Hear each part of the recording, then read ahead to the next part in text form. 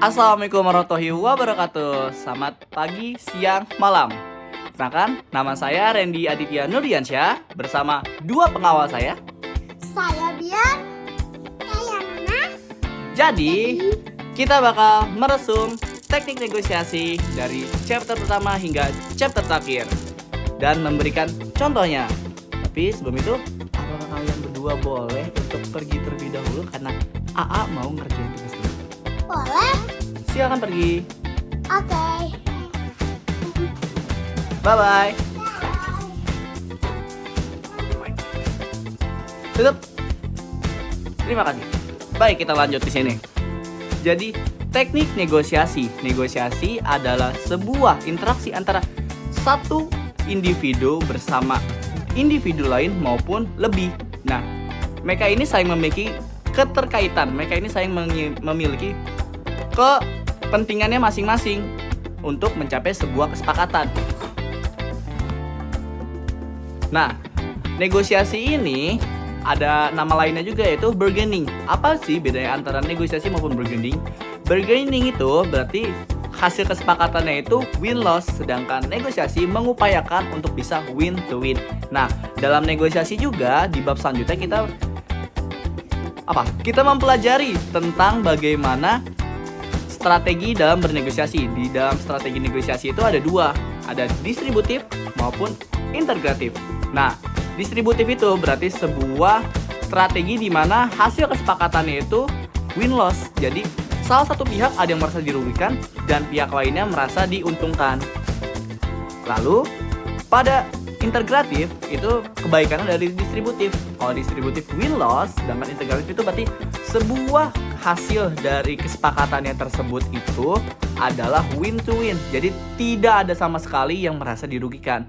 Oleh karena itu, kalau kita dalam bernegosiasi ingin melakukan bernegosiasi secara jangka panjang, kita disarankan untuk menggunakan integratif. Kalau distributif itu jangka pendek karena akan merusak reputasi. Nah, dalam negosiasi juga ada yang namanya reputasi. Reputasi itu apa? Reputasi itu berarti sebuah citra yang dibentuk dari pengalaman kita. Jadi, jika citra kita buruk, maka kita sulit untuk bernegosiasi pada pihak yang sama. Dalam negosiasi juga kita dijelaskan ada kemampuan atau kekuatan. Nah, kekuatan itu berarti sebuah kemampuan untuk mengintervensi hasil atau mengintervensi keputusan dari pihak lain agar setuju dengan negosiator kita, hasil dari kita. Nah, kemampuan juga atau kekuatan ini memiliki beberapa sumber. Misal, kekuatannya itu dari jabatan.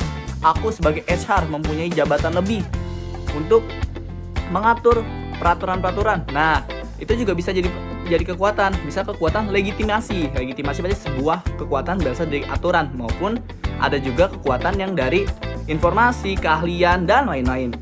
Lanjut, kita masuk ke pengaruh. Setelah tadi negosiasi, ada strateginya, dan kekuatan, reputasi, dan lain-lain, kita masuk ke pengaruh. Pengaruh itu apa? Pengaruh itu sebuah implementasi atau sebuah kemampuan untuk merubah pola pikir seseorang agar satu sama dengan kita pola pikirnya. Nah, semisal dalam negosiasi, pengaruh ini sangat penting untuk kita bisa mempersamakan persepsi yang kita mau dan persepsi orang tersebut.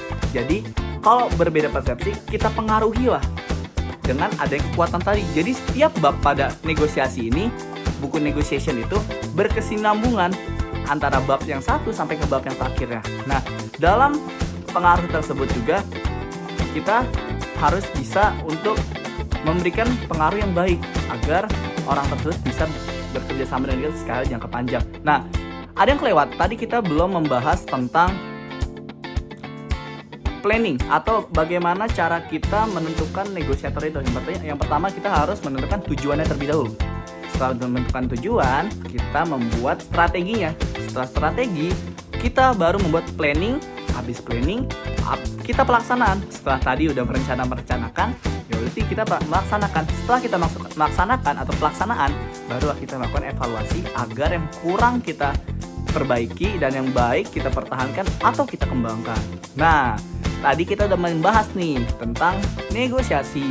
Baik, selanjutnya kita akan masuk ke contoh negosiasi.